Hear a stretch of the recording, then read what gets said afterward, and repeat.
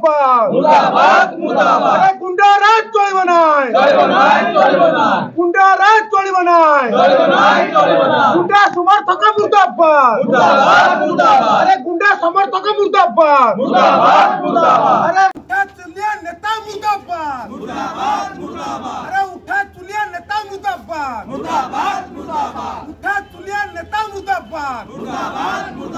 उठा चलिया नेता धिक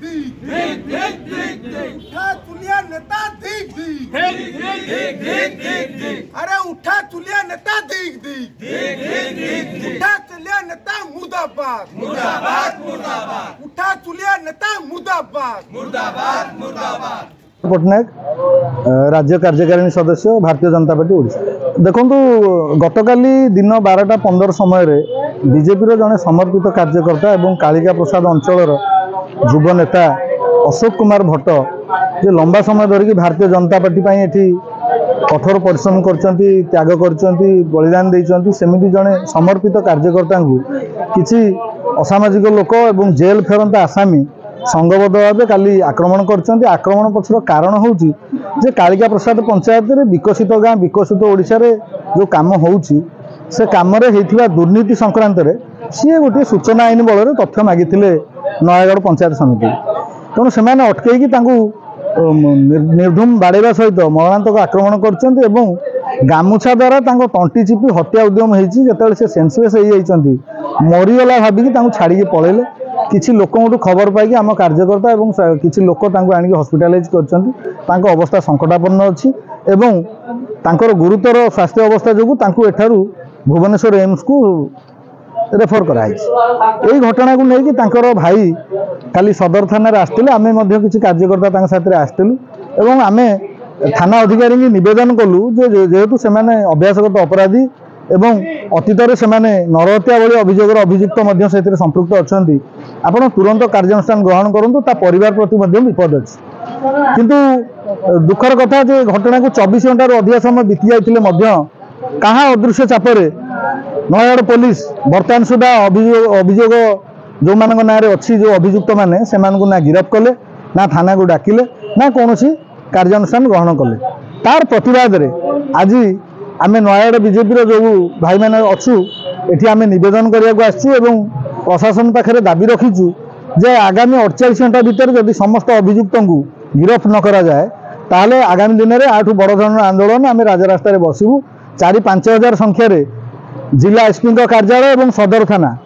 उभय को आम पारालाइज कर देखु ये हूँ कथा जे जो मैंने अतीत विगत 24 वर्ष धरिकी ये बंचुले सेमती किसी लोक आज पुणी बीजेपी बोली निजक परिचय दे आमर किसी नेतांकर पृष्ठपोषकता पाई आज पुणी नयागढ़ शांत वातावरण को अशांत करोटि कौटी दल और सरकार को निंदित कर दलर भावमूर्ति के नष्ट करमती किसी नेता पृष्ठपोषकता देउछन्ति से चापरे नयागढ़ पुलिस तार काम ठीक रे करूनी से आमर आंदोलन नयागढ़ बीजेपी अस्मिता बीजेपी भावमूर्ति की सजाड़ा एवं बीजेपी कार्यकर्ता को प्रकृत न्याय देवाई आमर ये लड़े गत काली दिवा 12 घंटा का समय जो नयागढ़ में अघटन घटला सारा नयागढ़ से स्तब्ध अच्छी सोशल मीडिया प्रिंट मीडिया ठू इलेक्ट्रोनिक मीडिया पर्यंत सबुथ गोटे शिरोनामा नहीं आरटीआई मागिया द्वारा अशोक कुमार भट्ट जे कालिका प्रसाद जो भली भाव में मरणांतक आक्रमण करागला मारिकी पकई दिगला रोड उपर साधारण लोक गोटे आनी मेडिकल पटकईले से जीवन तार अच्छी बोली अनुभव होगी भुवनेश्वर एम्स को रेफर कराई परिस्थिति रे नयागढ़ थाना जोटी से जो एरिया जाऊँगी तार दायित्व अच्छा सदर थाना ये सदर थानार कर्मचारी माने अधिकारी माने वर्तमान पूर्णकर्णा निदर शोचती से अपराधी मानू आरेस्ट करवा थाना को डाकिया तो दूर कथा